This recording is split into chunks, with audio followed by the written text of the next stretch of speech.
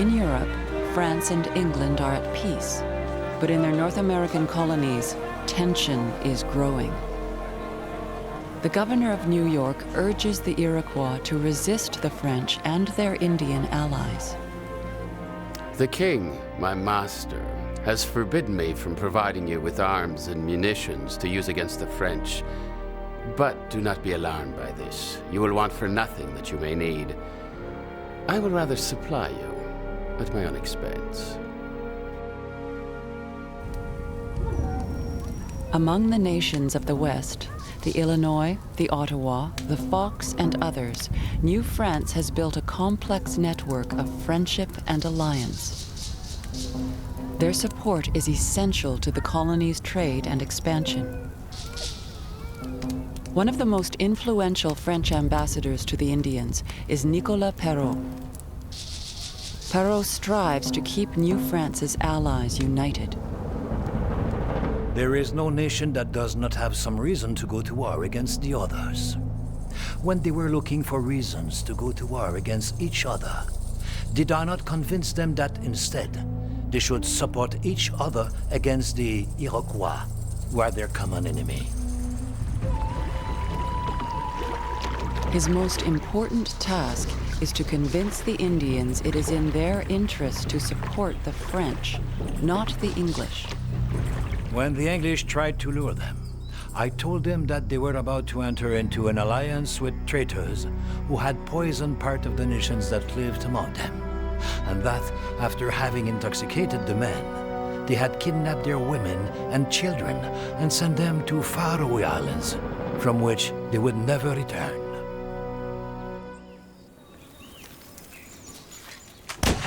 But Frontenac's adventurism has upset the delicate balance, leaving New France too weak to defend its allies. The Iroquois take advantage, sowing terror among the nations of the West.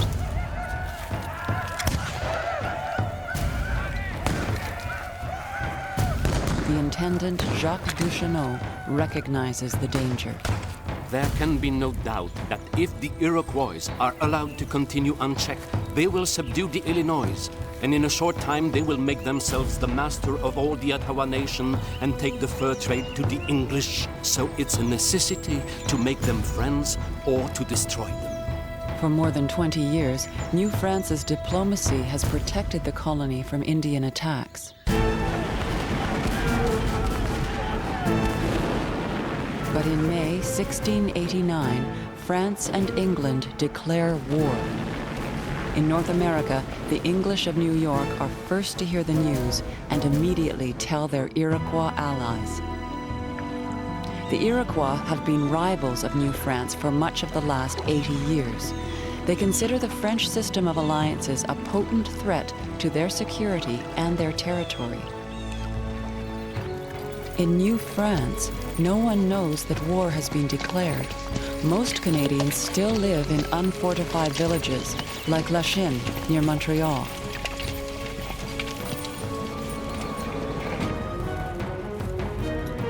August 5th, 1689.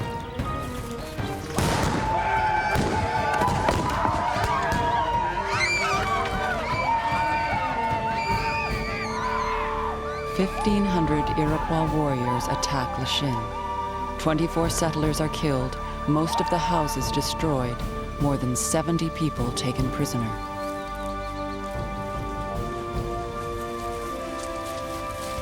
The superior of the Sulpicians of Montreal, Vachon de Belmont, describes their fate. That unfortunate group of prisoners bore the full fury that a cruel thirst for vengeance can bring out in these savages. This victorious army took them across Lake Saint Louis. There, they lit fires, burned 5 Frenchmen, roasted 6 children and some of the others, and ate them. Only 2 months later does the colony learn that France and England are at war. The best young officers are needed back in Europe, so Frontenac is named governor once again. His orders are to attack the English settlements in New York. But Frontenac cannot mount a full-scale offensive. Instead, he relies on guerrilla raids by Canadian militiamen and Indian allies. Among the war party are the coureurs de bois, Nicolas d'Aillebout de Montet, and the brothers Jacques Lemoine de Sainte-Hélène and Pierre Lemoine d'Iberville. Their objective, the village of Schenectady.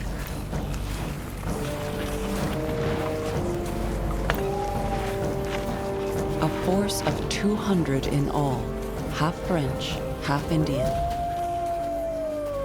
They arrive after midnight on February the 18th. There is no guard, and one of the gates has been left unlocked.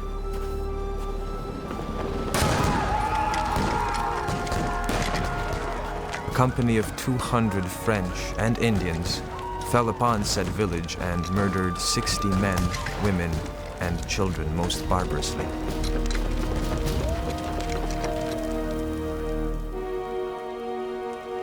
The dead of Lachine are avenged.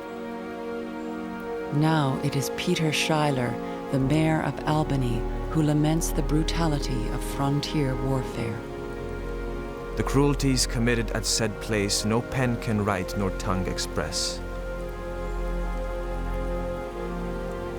The women being with child, ripped up, and the children alive thrown into the flames, and their heads dashed in pieces against the doors and windows. The Canadians and their allies strike virtually at will, at Salmon Falls, on the Atlantic coast, and at Falmouth. The English colonies are terrified. It is time for a new strategy, a frontal assault. Under the command of Sir William Phipps, a powerful fleet sails from Boston. First, it destroys Port Royal in Acadia. Then, on October the 16th, all 34 ships appear before Quebec. For the second time in its short history, Quebec is under siege. The next day, Phipps sends an emissary to demand that Quebec and the whole colony surrender. Frontenac is given 1 hour to capitulate. I have no reply to make to your general, other than from the mouths of my cannons and muskets. Let him know that this is no way to summon a man such as myself.